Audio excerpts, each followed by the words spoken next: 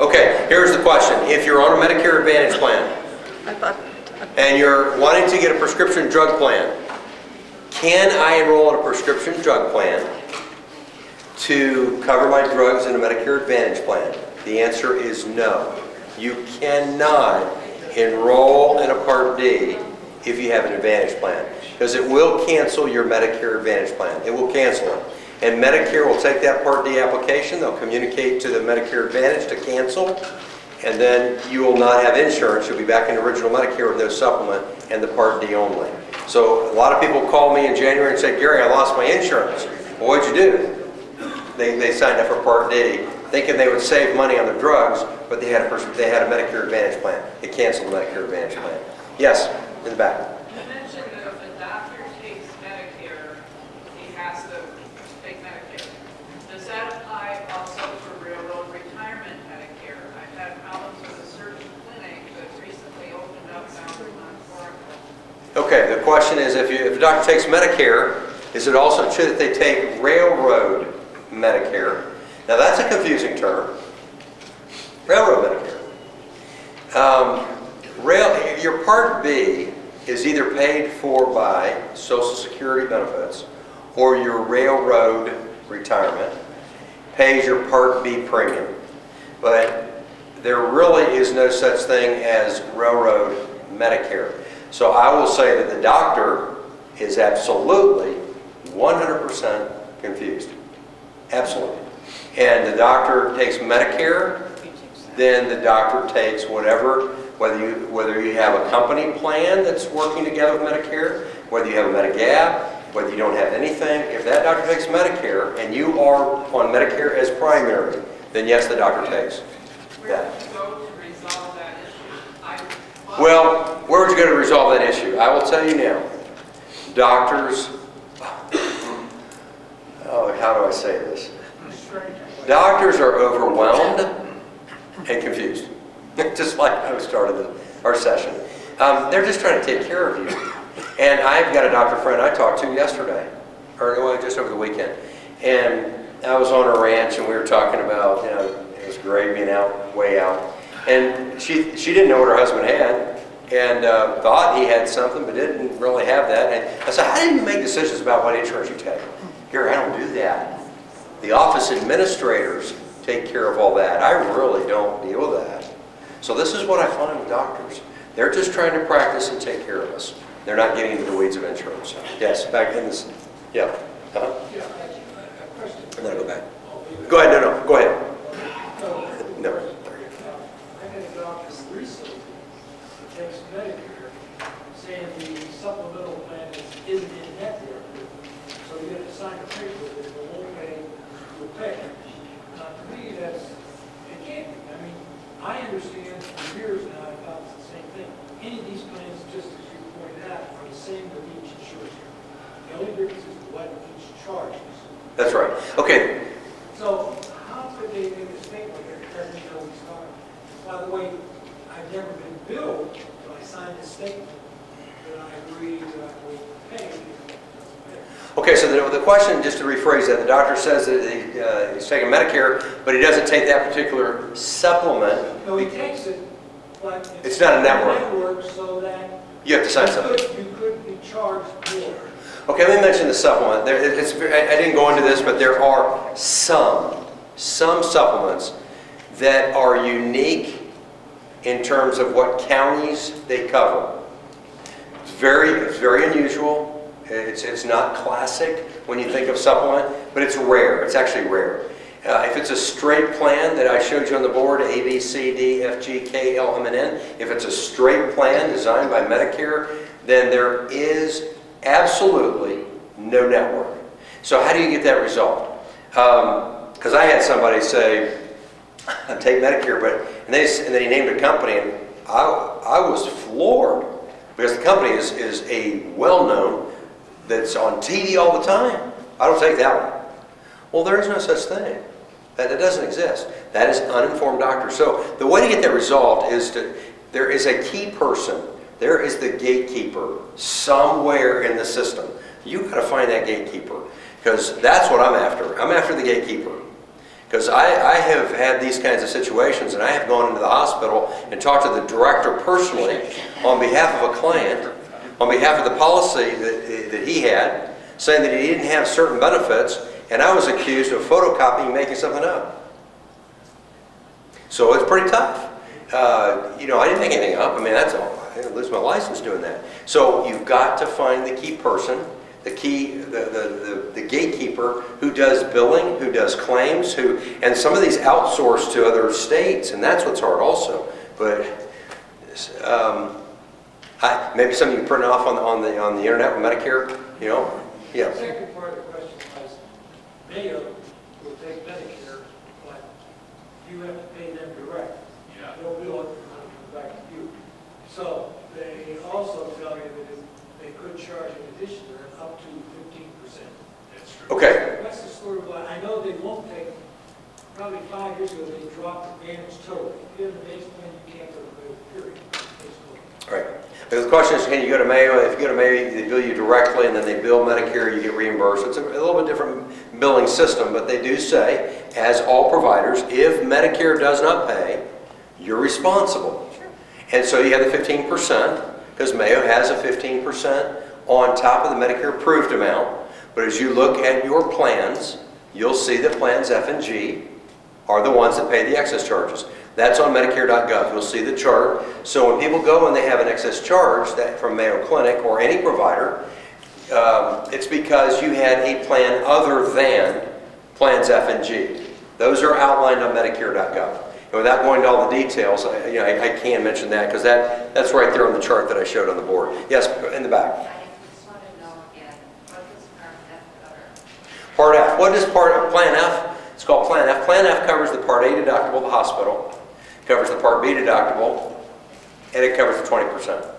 It's the plan where there's no skin in the game, I guess is the way to put it. And going forward, we'll see what happens, but the plan that has the most comprehensive benefits will be Plan G, where you have the Part B deductible. The question really that no one knows, will that be a deterrent to those who overuse the medical services? $197 is not very much money. So will that be a deterrent? That's the big question out there. Now, I will say this. Every 10 years is when changes are made to supplemental plans. Anything can happen with the government, but that's generally what we've seen.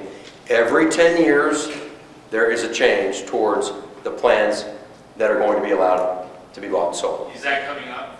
Yeah, just came. Yeah, that's one that I showed you. So from 2020 to 2030 are the plans that I showed you today. Okay, thank you. Yes.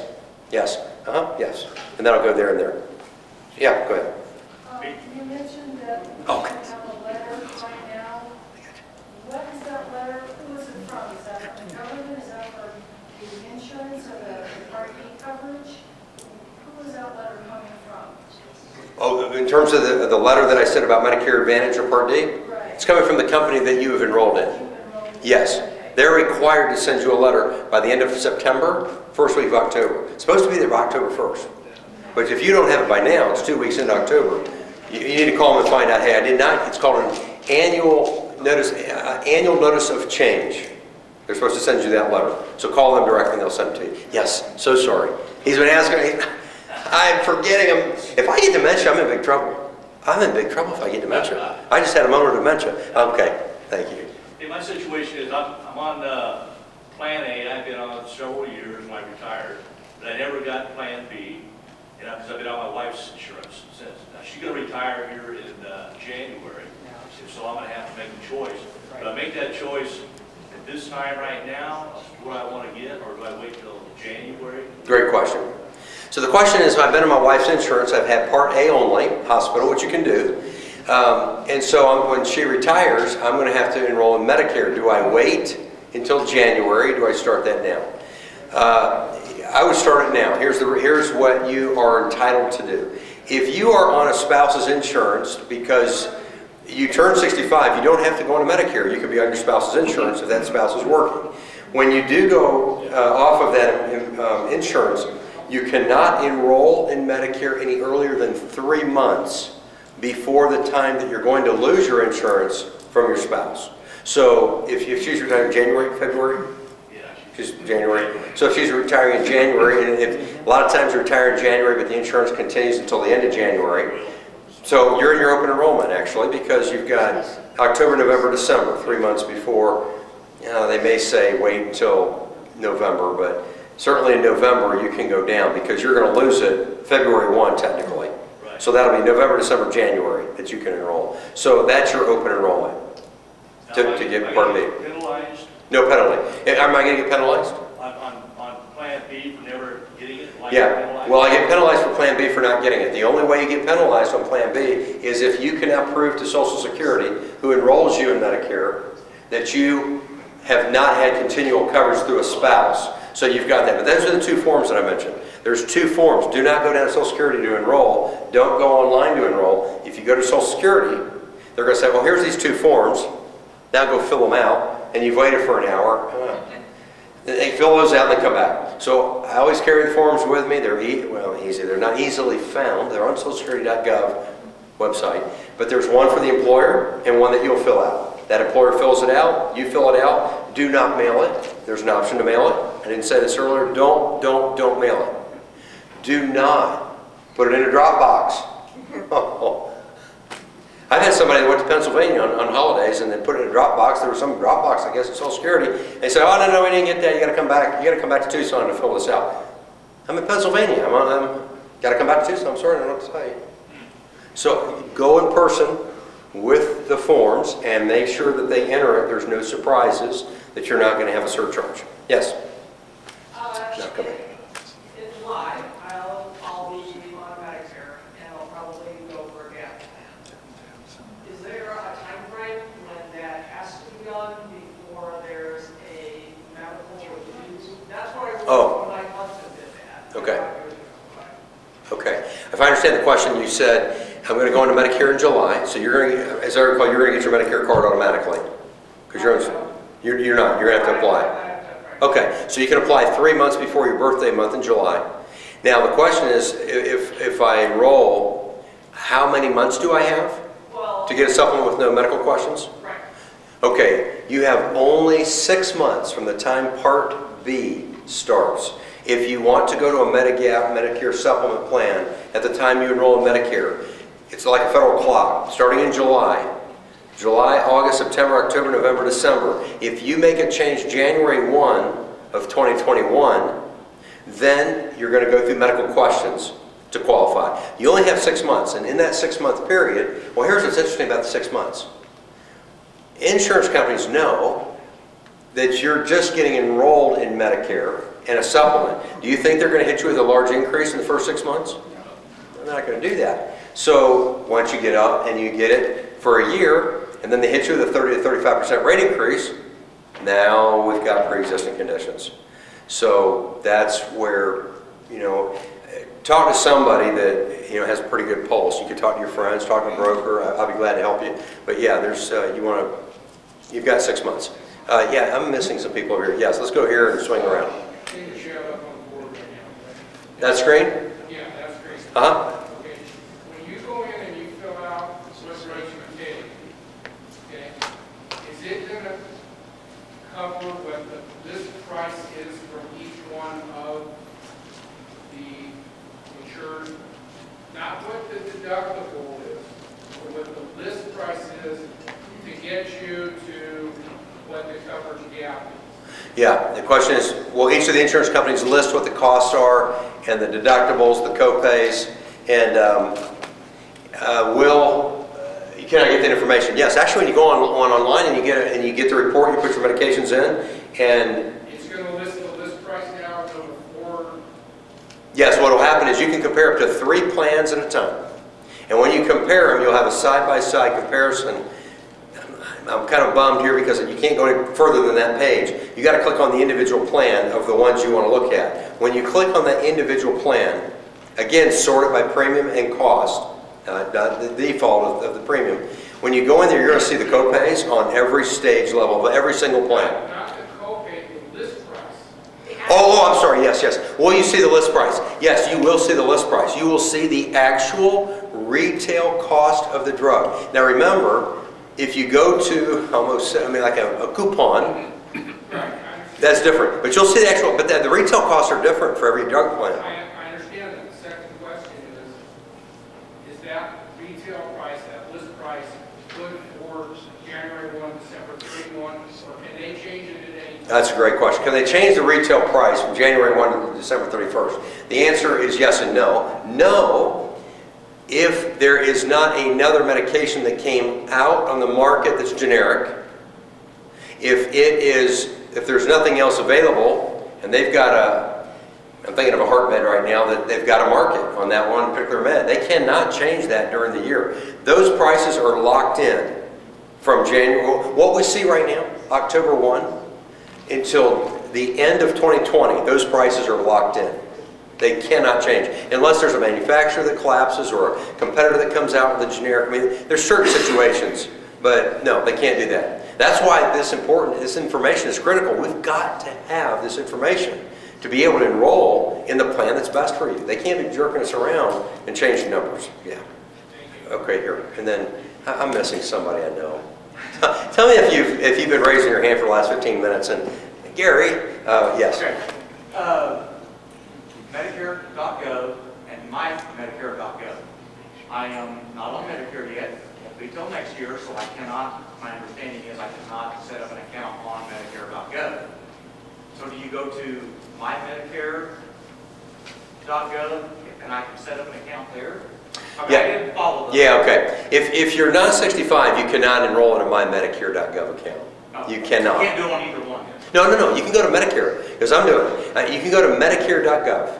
Okay. You can go to Medicare.gov. Anybody can go to Medicare.gov. And just when you click on the second, you're going to click on the screen, continue without logging in. Just click on that. And then you go right into the system, and you can compare all kinds of things.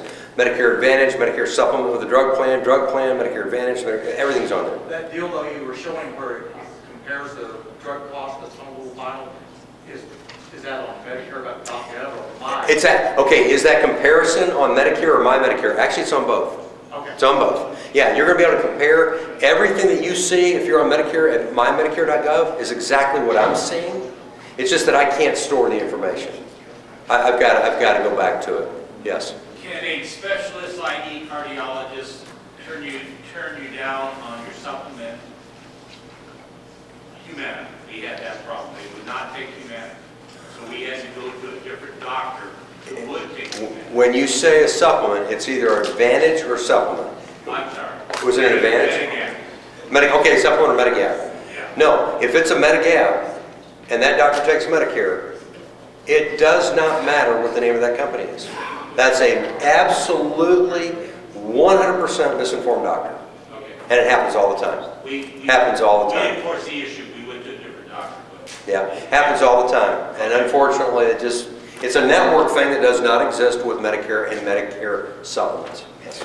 Pinal County, since we're in Pinal County, when you go to mymedicare.gov to look for health plans, it asks you which county are you in. So we say Pinal, Yeah. and yet we do everything in Pima, all over the place. Well, okay, so since we're in Pinal County, when you go to Medicare.gov, yes, you have to click Pinal. For the Part D drug plans are not that big of a, you're not going to see any difference there. But you will see big difference in Medicare Advantage, Part D. But just go ahead and put Pinal. Let me put your minds at ease, because I know what you're talking about. Go ahead and put Pinal in there when you're looking at a Part D plan. You're not going to be limited. You're not going to be limited, so don't worry about that. It is literally statewide, the plans here, but they want to know the county where you live. So you're going to get that pop-up, where do you live, Pima or Pinal? That happens all the time. Go ahead and put Pinal, you're okay. You're all right. Yeah. Yes? I'm currently on Advantage plan, and I'm considering switching to back to original Medicare and the GAP plan. If you have pre-existing conditions, what is the rules on switching from Advantage back to original? If you've already been on a Medicare Advantage plan, I will tell you until you're 69 or 70 years old, the questions on the application typically are, have you had cancer in the last 2 years? Have you been in the hospital in the last 90 days? This is the big one. Has a doctor ever said to you that you need to have a surgery of any kind that's not been done? Has anybody said that to you in the last 2 years, that there's an upcoming surgery that's not yet been done, including cataracts? Those would be typical pre-existing conditions. Now, you could have a knee surgery or back surgery and it's no longer pre-existing.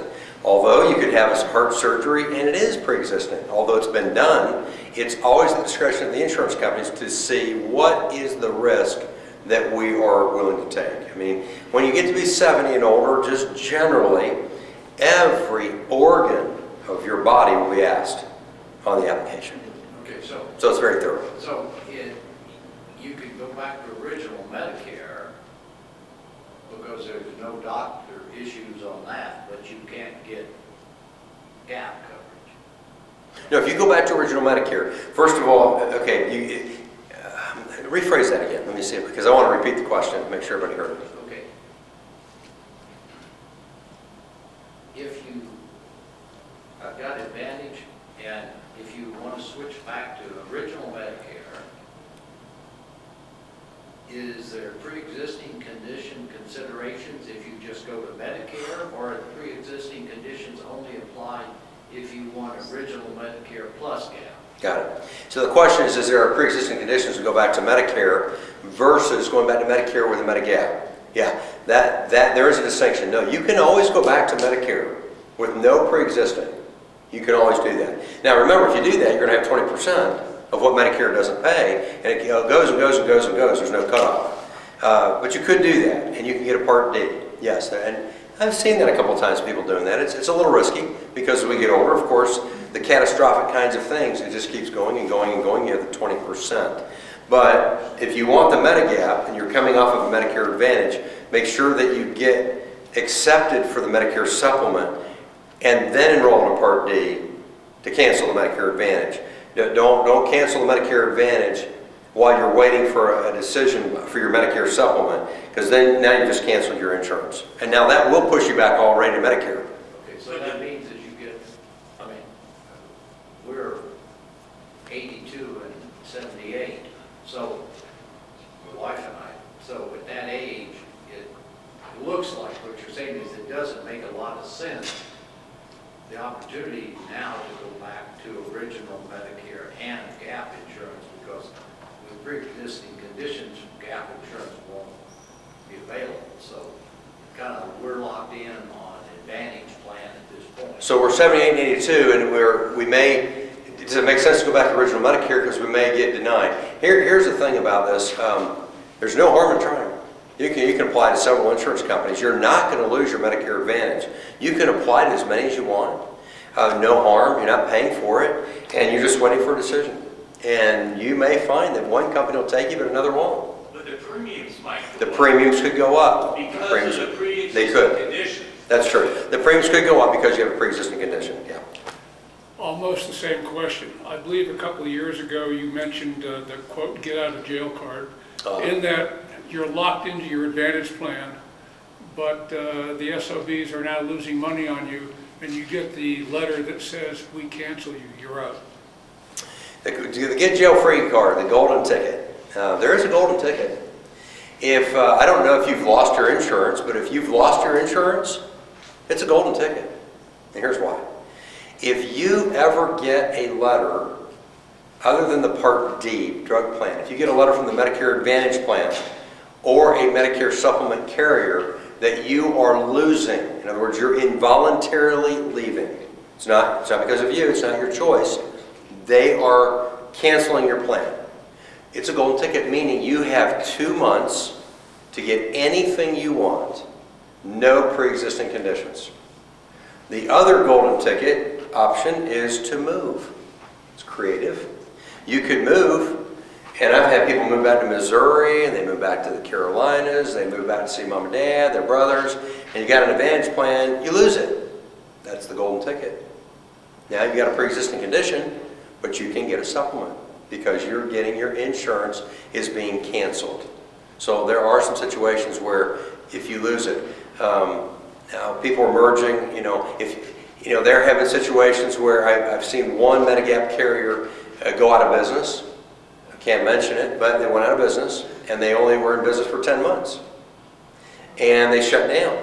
Well, that's a pool that's only 10 months old. Thinking the rates are going to go up. Oh my gosh, what's going to happen now? Well, those people are stuck because they're voluntarily leaving. They didn't get canceled. The company stopped, but they kept them. And so they didn't cancel their insurance. You have to be canceled. So now if they voluntarily leave, they have to go through the medical questions. So if an insurance company cancels it, not going out of business, so there's a difference there.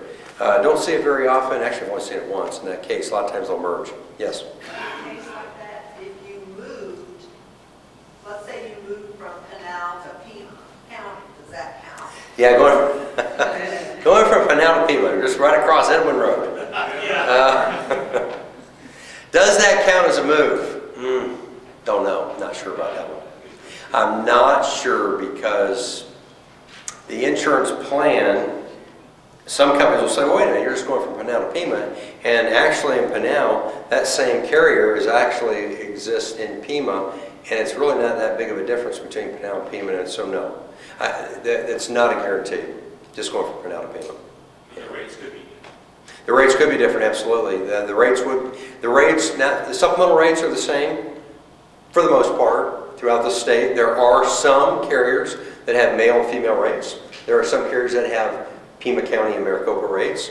But in terms of the plan benefits, F, G, C, N, they're all the same, It's just the rates could be different. And the plan benefits would be different if you go from Pinal to Pima.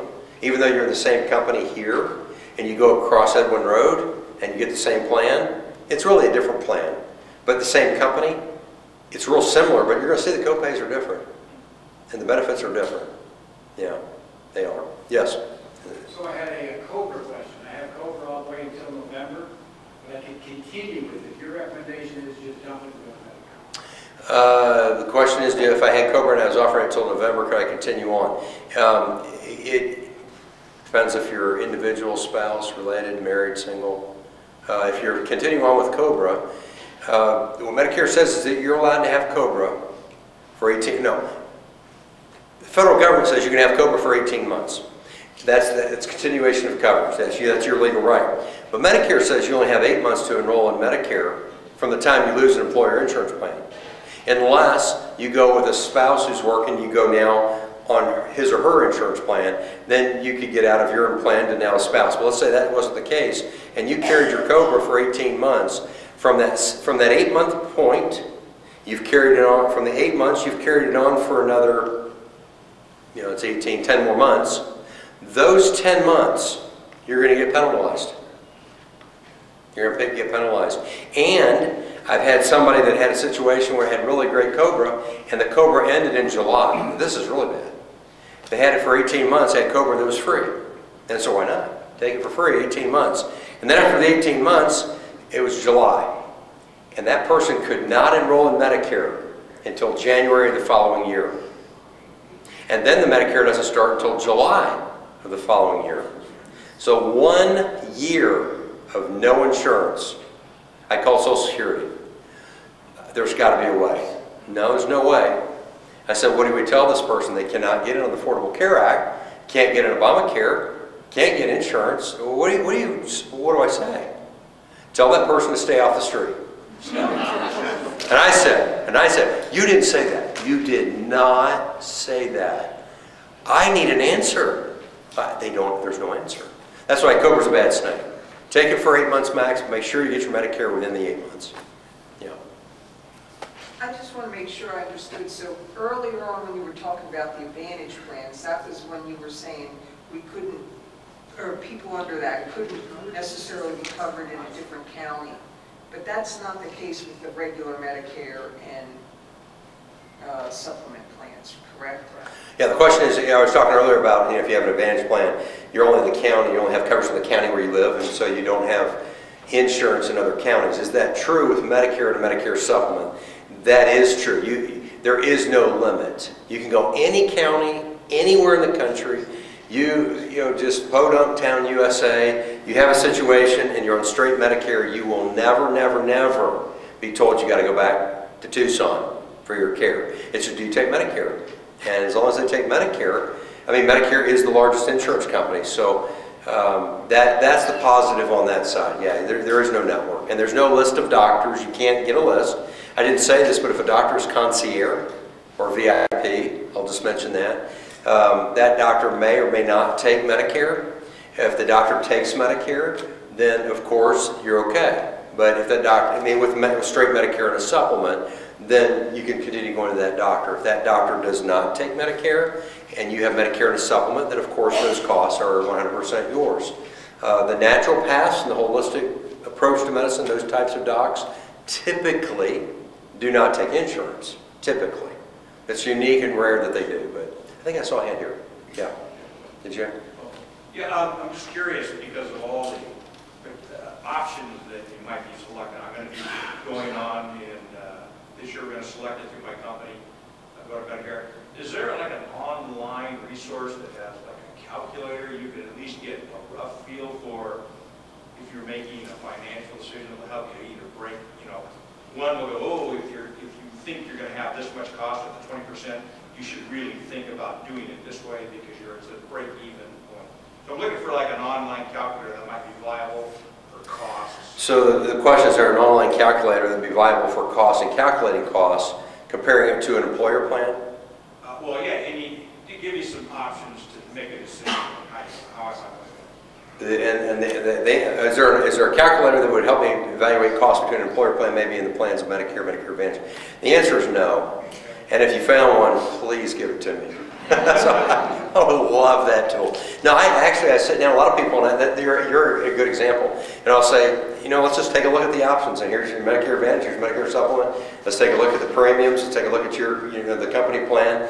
And sometimes the company plans, they're great. And just stay on the company plan. Brokers, there's no price or no charge for what we do. I didn't say this earlier. It usually comes up, or I usually actually volunteer in the, and you'll be the few that hear this. On Medicare Advantage, let me back up. As agents, we've signed ethical contracts that we have to tell you our commissions. That's not being enforced. You are supposed to be protected from agents that are selling. It's all online. This is public information. I was going to say, I meant to say this actually during the presentation, but on a Medicare Advantage plan, we get $510. If you change from one Medicare Advantage to another, we get half that.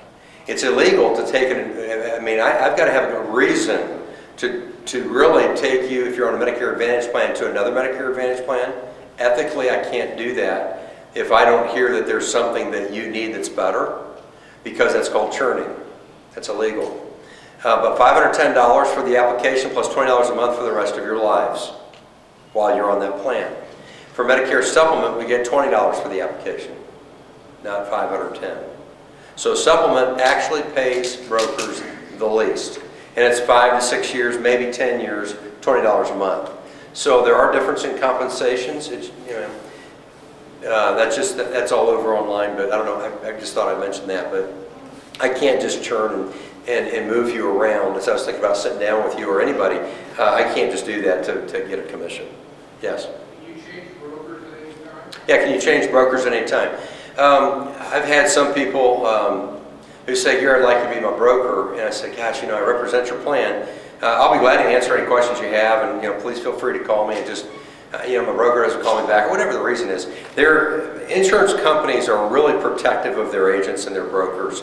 Because, there's some situations where people just don't call back, or they don't give the kind of service maybe that others do, or you just want to change. But you can't do that for the sake of the commission. They're protecting the agents to keep that commission as long as you're on that product. But certainly feel free to call me at any time. And I'll be glad to help you. Yeah. We've been on the corporate plan as retirees for several years, and they're now going away with those plans. So we have to be looking for Medicare to give us the closest care that we've been having, or with Medigap? Okay, so the question is, you've had your company plan, your retiree plan, and it's being canceled. Well, it's not. They're going to help buy, but they're going to still make some donations, but we have to go out on the market and So there are 10, okay, We'll be under the corporate plan per se. you've been on a corporate plan, and that plan, though, is officially not going to continue. Is that what you're saying? And they're giving you rights to be able to go out into the market to buy a plan. We're wondering, should a Medicare gap be the better thing for us what we had? Would the Medigap plan be better? You know, it's hard to know. Is Medigap better or Advantage better? I've seen, I mean, of course, when you look at the Medigap plans, I mean, they're really good plans designed by Medicare. You can see them online, Medicare.gov. I mean, they're very good plans. Is it as good as your plan? I mean, I wouldn't know unless I saw it. It could be Medicare Advantage, it could be Medicare Supplement. Again, I've always said it really does depend on your values, your budget, that kind of carry you on, and how risky you are. If you're going through, some people have a broker house tied to the company where you have to go to the broker house in order to get subsidy money, but you're limited to those plans that they're offering. Others are saying, no, go to this broker house where they'll help you, but they're just advisors. You're still going to get a subsidy no matter where you go. So everybody's situation is different on that. But if you're losing your plan, that's the golden ticket again. You're losing a company plan. And actually, they're going to help, yeah, they're going to give money to help buy the plans, but you're losing your company plan. So as you're losing it, you're going to have some guarantee rights, which is actually really to your benefit when you come off of an employer retiree plan with Medicare. Going into a Medigap, you're going to have guarantee issue rights where you do not have to go through medical questions because you're losing your insurance. That's to your benefit, actually, to go through medical questions to qualify. So that's to your benefit. It's just now the price, you know, for Medigap plans versus Medicare Advantage. Is it so? You know, what are your benefits? And so I wouldn't know really until looking at it. But anyway, yeah, this is a big time. I usually meet with people and evaluate. And I mean, you guys are really generous because a lot of times, gosh, Gary, you came to my house and spent an hour or two, and you didn't even do anything but tell me to stay on my plan. I got to send you something. You know, we can't take anything. It's illegal. We can't charge you. We can't take gifts and stuff. I mean, if you force it, I mean, I'll take a gift, but we just do it. And there's a lot of great brokers. What's hard about us in town, and it's hard for me, is that I just can't stand selling. I hate selling. And I'm trying to help as many as I can, but if you don't know who we are as brokers, we can't publicize. We can't knock on doors. We can't call you. We can't have websites with individual company names unless we get that approved by Medicare and the insurance companies. We are highly regulated by Medicare. We've got to figure out a way to try to reach people, and you know, we're all different, but you know, I'll do a lot of these seminars. A lot of times it's just friends of friends. But yeah, if you're looking to evaluate, I'll be glad to help you. But I thought I'd say that because there's some great brokers in town. There's just no fee to help you. Yes. If you're getting Medicare as a result of Social Security disability, can you get, I was told you could not get Medigap until you're age 65. Is that true? Okay, the question is if I get Medicare because I'm on disability, I've been told that I can only get Medicare Advantage and not Medicare Supplement until I'm 65. The answer to that is true. In the state of Arizona, in some states you can, but not in Arizona. So if you have been on disability, receiving disability payments from Social Security for 2 years, you're eligible to get Medicare. You don't have to wait till you're 65. So there's a lot of people who get Medicare because of disability. Once you're on disability because you've been receiving payments for 2 years, you can only get the Advantage plan, yes, until you turn 65. When you turn 65, now you're in your second open enrollment, that now everything is open and you have no medical questions asked of you.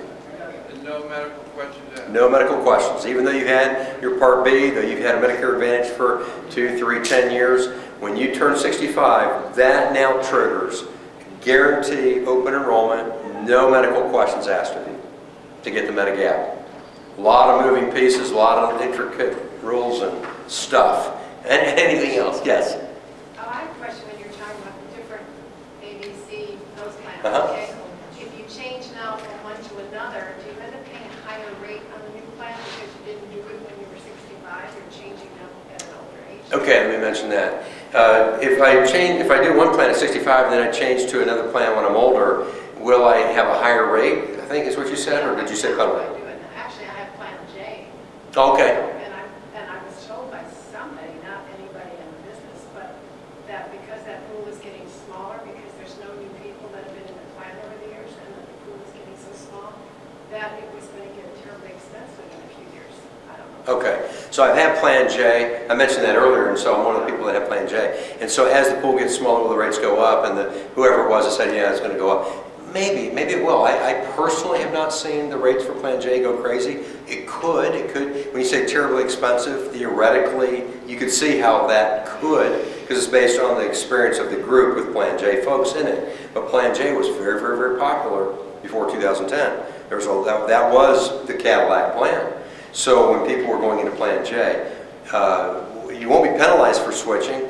We are a state that's called issue age rated, meaning there's a 65-year-old rate, 66, 67, 68, up to about 73 to 75. All the rates with all the companies are very different for each of those age bands, we call it. So depending on your age, you look at the age that you're entering the plan, that's the cost, and then you can compare the plans with the different companies. The way the rates are increased is actually community rated.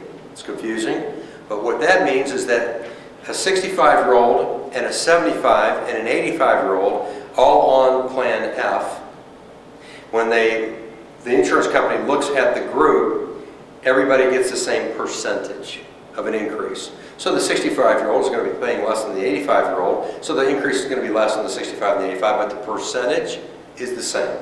And you cannot be singled out because of usage. It's the percentage across the board. There is what's called an early enrollment discount that most companies are giving between 65, 73, 75. So that's the kind of the sweet spot of rating, because once you get to 75 and older, there tends to be a jump from 75 and older prices. I can say that generally. That's a real huge generalization, but again, I personally do not see, and a lot of people jumping in their supplemental insurance plans. I can tell you I do not want to be a person that gets hundreds of phone calls because the rate's going up. And then I got to evaluate and start shopping. I'm not into that. Somebody said to me, well, it's actually my brother. He's 2 years younger than me. He's a financial planner. That's very good advice he said. Gary, when you're sitting down with somebody, just pretend you're talking to mom and dad. Tell them what you say to mom and dad. What would you say to us? I'm the oldest of 6 kids. What would you say to us at a family dinner? That's what you must say every time you sit down with somebody. It's good advice. Because one of the things I'm concerned about personally is the rate increases. I don't want to be shopping around when I get to Medicare. I don't want to just choose the cheapest and then, I've had melanoma. I'm a whole different case. I've had melanoma twice. I got pre-existing all over me. So when I go into Medicare, I've got to be careful that I'm going to choose something that I'm going to ride out for the rest of my life. Because I've got a pre-existing. So that's what's driving my decision. Can you still enroll in Plan F even though it's going to be discontinued in January? Yeah, if you turn 65 before January 2020, you can always enroll in F. But if you turn 65 after January 2020, you cannot enroll in Plan F. Yeah, it'll be discontinued. You cannot enroll in F if you turn 65 after January 2020. Yeah, it'll be the G, high deductible G, and then the other plans that we saw there. Yeah, that's all. And again, these are on Medicare.gov. I wish they would outline what you're buying. When you go to the hospital, the first 60 days, 61 to 90, skilled nursing, blood, hospice, it's not outlined. And I wish it was, because they're all the same. It's just Medicare doesn't put it on the website. They put the chart on there. And I think personally it's terribly confusing when you see check marks everywhere. I mean, it's out there. You can get it. You just have to search around a little bit. Be careful when you're clicking, because it could be a marketing site. It's not Medicare.gov. It's Medicare.com. And then you get hit with all kinds of stuff. So be careful where you're going and clicking. You go to Medicare.gov? Medicare.gov always, yeah. Unless you can shop around, but if you're going to Medicare.com and you're clicking on it and it looks like it's red, white, and blue and it looks official, and oh no, that's a marketing site. And it's a broker house somewhere probably. And they're getting your name and address, and then they're going to bombard you with stuff. And so anything.com, no. Anything.gov is where you want to go. .gov. Yep. Anything else? Yes. I'm still concerned. I'm on original Medicare and supplement, and I'm paying over $200 a month to supplement. And I look at people who have the advantage and they have a zero. Maybe they pay some, even sometimes just your own doctor that's a zero copay, just for specialists. And I'm saying, why am I paying so much? But I'm in, again, this is the county thing here. I'm in Pinal, obviously, and so is everybody here. And I'd be using doctors in Pima, in Oro Valley. If I look up a company website, are they going to give me a list of the doctors they cover? And will that include Pima County? In their plan, in the network? Yeah, I've been paying, over $200 a month for a supplemental insurance plan. My friends are paying zero on the Advantage plan. I'm spending a lot of money. It seems like I can go back to the Advantage plan. Is there a website or place to go in the company to see the company doctors or listed? They'll give you a list of the doctors in the network. Yes, actually, Medicare.gov does not do that. In other words, is there a place you can go to see all the doctors and providers? The answer is yes. What you do first is go to Medicare.gov, look at the plans that are available in the county. Then when you see that plan and the ones that are available, go to that insurance company.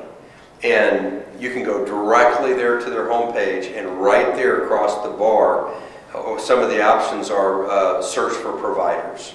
And you'll see all the providers listed. The books that you get in the mail are outdated as soon as they're printed, because they're printed and then doctors are being added to the network every month throughout the year. So you go to, these insurance companies are updating the online directory. So yeah, go to the online company website to see all the doctors and whether or not they're taking the plan. They'll tell you whether or not they're taking new patients. It's very helpful, actually. Yeah. But it is tempting. The question, do I save, $2,400 a year? Or do I go to a Medicare Advantage plan and do zero? Well, I got a lot of opinions on that. I told you I have melanoma, so I mean, I've got, that's different. There's certain things going on with me that my values, my budget, the kind of care I want is being driven because of what I'm experiencing. So that's when you're really, what I find when you're really, really healthy, and I'm very healthy other than that. I never knew I had melanoma. I never knew I had it. Just dug it out of my neck twice. But if you are really healthy, it's hard to make a decision whether or not you're going to buy a Medigap plan because you don't use it. I will tell you, though, that people who end up at Mayo Clinic, or people who have big ticket kinds of things, they say, oh my goodness, I'm so thankful I have it.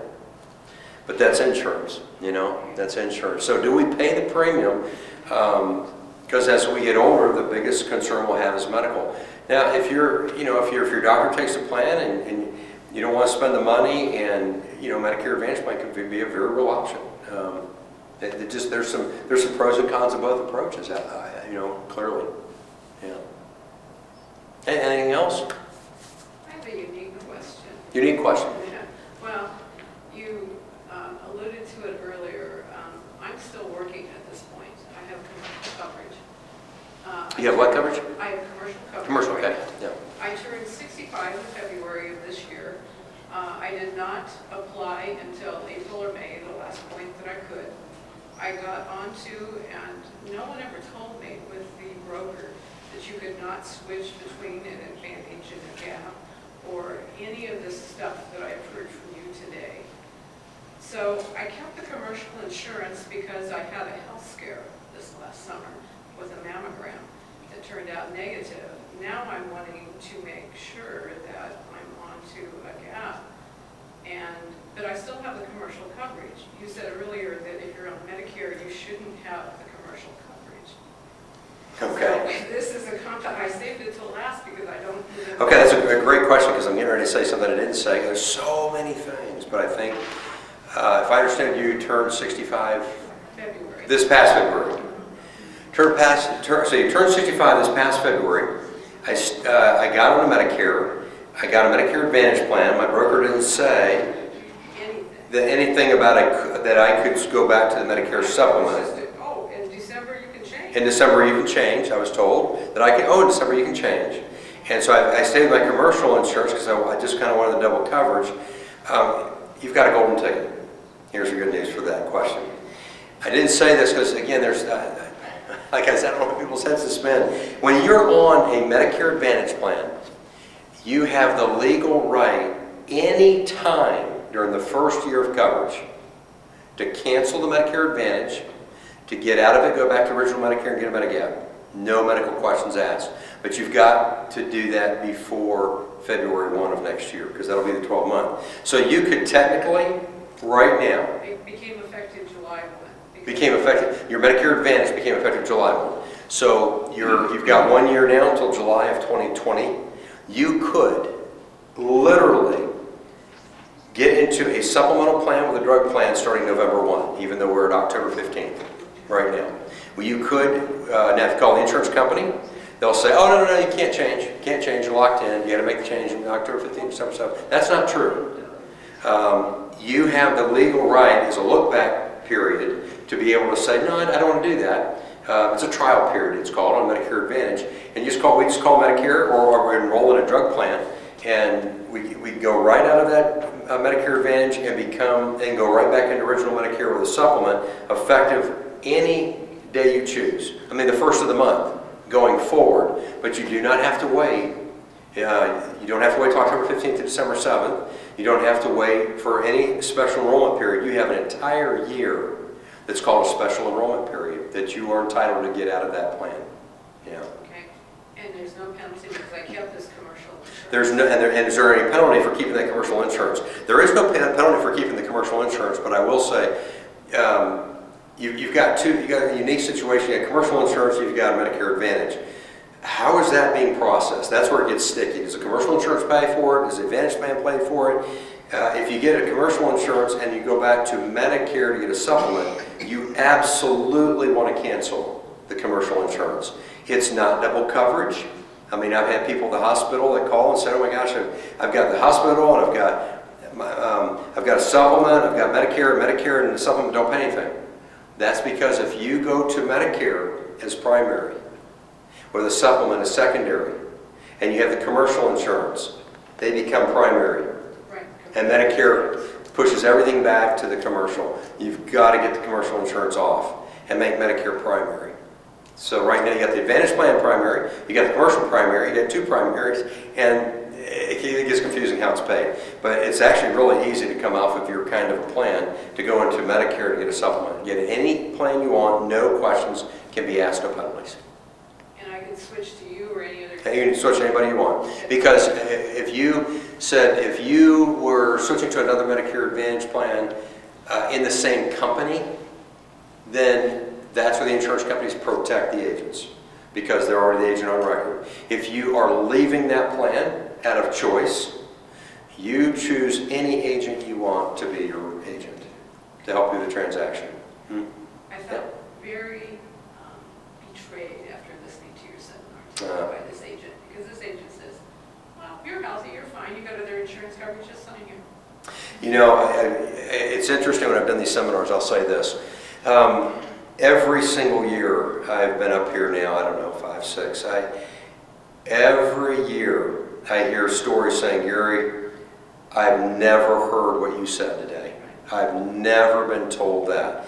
I've been told I could always change. There are so many things that I hear, and this is why I say there ought to be more regulation and more enforcement of what agents are doing. Quite frankly, I'm appalled. I'm appalled at the number, hundreds in our city that are doing this part-time. They're doing it part-time. And they're doing it because of the commissions and sitting behind tables and really don't know what they're doing. You can pass your license. You can sit behind a table. You can, hey, fill out this application. It'll be great for you. And all you got to do is read it and be compliant. You are compliant. As long as you read the application, you're compliant according to Medicare. But you really don't know what you're doing. And if you don't know all the moving pieces and you're not really acting as an agent, immersed in this all the time, there are a lot of people doing this part-time. And that's actually really sad. It's really sad. But yeah, I'm sorry that's happened to you, but you do have some good things. You've got some really good So possibilities. there's no disclaimer that an agent has to give you when they're talking to you about all of these different coverages. There's no disclaimer that says you can't go back, you can't do this.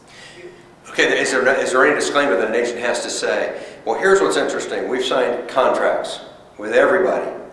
We have to disclose your options. We have to give you not really fiduciary, that's more of a financial planner, but acting as credible educators that we're supposed to be, we're supposed to give you what your options are. And we're supposed to be able to tell you the guidelines, the regulations, when you can make changes, when you can't, the pros, the cons. I mean, all of that needs to be laid out.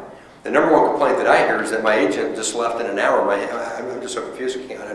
I have no idea what he just said. You know, my average appointment is about 2.5 to 3 hours. And I would never call somebody and say, you want to make an appointment for 3 hours? Shoot me. Who wants to talk about insurance for 3 hours? I always just say, I'll be glad to meet you. I just know in my mind, I'm just going to make the time. If it's an hour, fine. If it's an hour and a half, fine. But I'm not rushing. At the end, it's always, oh my gosh, I can't believe the time went by. So, I can't believe it's already 3 hours. Every time. But I want to make sure that you know clearly what you're doing, because I don't want, you have every legal right, and this should happen more, to put a complaint against an agent with the State Department of Insurance. You can look up our record. You can go in there and see our complaints are made. You can say, is it a disgruntled agent? You actually have a legal right to call Medicare and complain about what was not told to you. As a whistleblower, I've done that on other agents. I will not throw somebody under the bus, but if somebody has clearly fraudulently steered somebody in a situation that has really affected their health, I have to report that. And people should report on me as well, because I'm liable for it's being taped, every single thing I'm saying. I'm held to a very high account standard. I would never sit up here being taped or it's going viral if I thought I'm saying anything that's going to shut me down. So I've been trying to be very candid and wide open and very upfront, and this is what agents should do. And unfortunately, that's not the way it is. It's not being, yes, we are held to that standard, but it's not being enforced until a complaint is made. Then the insurance companies come after us. Then we have to go through testing. We have to go through more testing. We have ride-along sessions. We get our hands slapped, and it's got to go up the chain, before, But it happens all the time, Yeah. Anything else? I don't know if that was helpful to you. You got a golden ticket. You got a golden ticket, which is good. Yeah. I don't know if this probably might be out of this realm, but so I just started with Medicare this past year, and I have been getting off and on, you'll get the statements from Medicare that say, this is not a bill, but you may be liable for this and this. To this point, I still haven't, and I haven't gotten a bill which would probably come from the supplement, right? Would they be the one to bill me? So the question we repeated. I've been on Medicare for the last year, and you have a supplement plan. Yes. So you get the explanation of benefit statements from Medicare, that says this is not a bill, this is what you may owe, but then you don't get a bill at all. I haven't seen a bill for the last year. So that sounds like Plan F, because the bills go to Medicare, they make the adjustment, they pay, they send it to the insurance company, they pay the balance. And so you'll never get a bill from the insurance company. You would only get a bill from the provider, doctor, lab. Oh, okay. You never get a bill from the supplemental carrier. Okay. But you should get an explanation of benefit statement from that insurance company as well. I just didn't know if they were real delayed, and all of a sudden I'm going to start getting all these No, yeah. Are they really delayed? Are the bills delayed? I will say that it takes about 4 to 6 weeks for Medicare to process a claim, but I'm dealing with somebody here that it breaks your heart. She's trying to figure all this out, and she's in her 80s and got papers everywhere. She's getting all these bills a year later. And it's just, how do you don't even deal with this when you're in your 50s or 60s, not when you're in your 80s. You're trying to sort through all this. So that is a billing issue that somehow got delayed and it just didn't get processed. So that can happen, but if you have a comprehensive Plan F, you should not get a bill, because you'll see a word, when you see the outline of benefits for the Part B coverage, it says, after Medicare doesn't pay for the first Part B deductible, but then the company pays the Part B deductible, you pay nothing. Then the next line says, Medicare generally 80%. The plan generally 20%. I don't like that word generally. What does that mean? Do you pay? Do you not pay? So you want to know, It sounds like, and the reason I went into that before is because, again, if Medicare accepts the claims, then the insurance is going to accept it and pay. You're not going to have an issue. And that's what it sounds like, is that you should not get a bill if you've got this comprehensive plan called Plan F. Unless Medicare denies the claim, then you would get a bill from the doctor's office. Another question then. So earlier when you talked about receiving a bill for like lab or something like that, with a Medigap coverage, are the physicians still required to give you notification in advance of anything that is done with, I used to work in medicine, so I'm a little bit familiar with it, though we did not have a large Medicare population, and we had to give out notices every time we might have had a procedure or anything that was done. Is that law still applicable now? So let me repeat that question. So when you go to a doctor and they submit something to a lab for blood, are they required to submit something to you stating whether or not it's going to be covered? Or it may not be covered, Or- or may be responsible Okay. for this X amount of Yeah. So is the doctor required to send any or say anything to you or give you something that say this may not be covered? The answer to that is no. The doctors are not required to give you anything saying this may not be covered. Now they should say this may not be covered, or even better, they should be able to say confidently this will not be covered. They should know. This is not a mystery. Doctors have databases that were created for them by Medicare that they can go in and see the codes for diagnostic and preventive care. It says there's no mystery here. You don't Google the codes. You don't have to have a degree in it. You go to a database for them, designed for them. But that's why you have to sign something that says if Medicare doesn't pay, then you're liable for the bill. But a lot of doctors don't go that extra step to make sure on your behalf, and this is where people get upset. Like the lady that had $1,500 worth of blood work and diagnostics before 2 back surgeries. He should have known, because now she's pretty upset. And it has a full comprehensive plan, believing that she's not going to pay anything, and she has a $1,500 bill. That should not happen.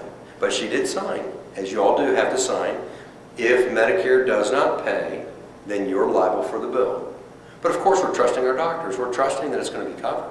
He doesn't want to do something that's going to get you upset, or that's what I'm thinking anyway. But they don't have to. They're not required to give you anything. Yes. Let's turn that around. We hear too much these days about the surprise bills. Like you go to your in-network surgeon, to your in-network hospital, and you get a bill for $2,000 from the anesthesiologist who came out of left field. What happens if you're going in for elective surgery and you ask the hospital administrator to sign a letter guaranteeing that you will not receive treatment for any out-of-network providers? They just laugh at you. So let's turn that around. That's a really good scenario.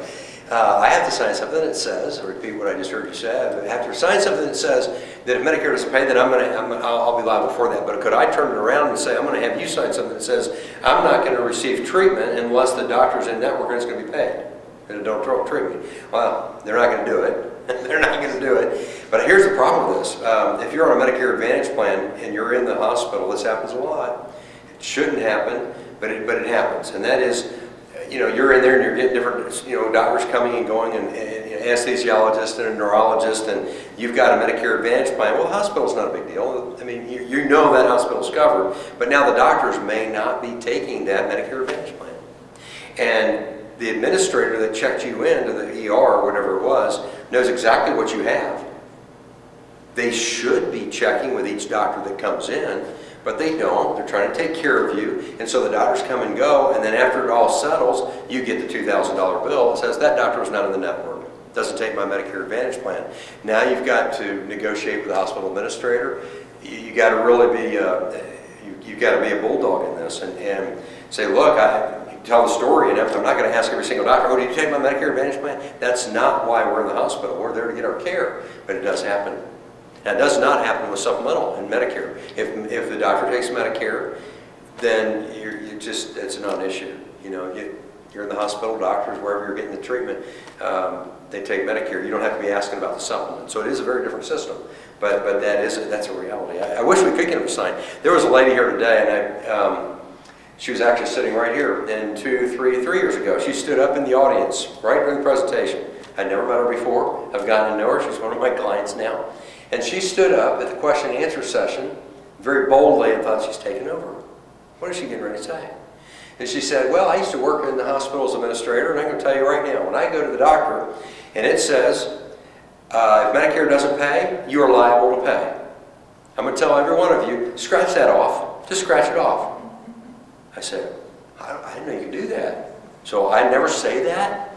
I don't know if you can do that. She did it. She told everybody. She always does it, and she does it to this day. If Medicare doesn't pay, nope, I'm not paying. And so they take her. They take her. So I thought that was it. I thought she might stand up today and say the same thing, but we didn't get that. We didn't get far enough into the conversation with the question and answer. But I think it's a practical problem too. The lady at the desk gives you the piece of paper, and then you cross that line off, and you sign it though. You give it. Right. They don't look at it. Yes. They print the chart. Yes. They don't even check it. Yeah, whatever you're signing. No one's going to say, "Oh, we can't treat you if you." Right. Yeah. We can't treat you because you cross that off. And that was her point. They don't pay attention. Yeah. That was her point. They don't pay attention. She crossed off the line and then just signed it, and they put it in her chart, and away you go. So anyway, that's worked for her. It was bold. She told everybody in the audience several years ago to do that. So that's great. Well, thank you. I look forward to helping as many as I can. It's open enrollment. Thank you. Thank you very much. Thank you. Thank you.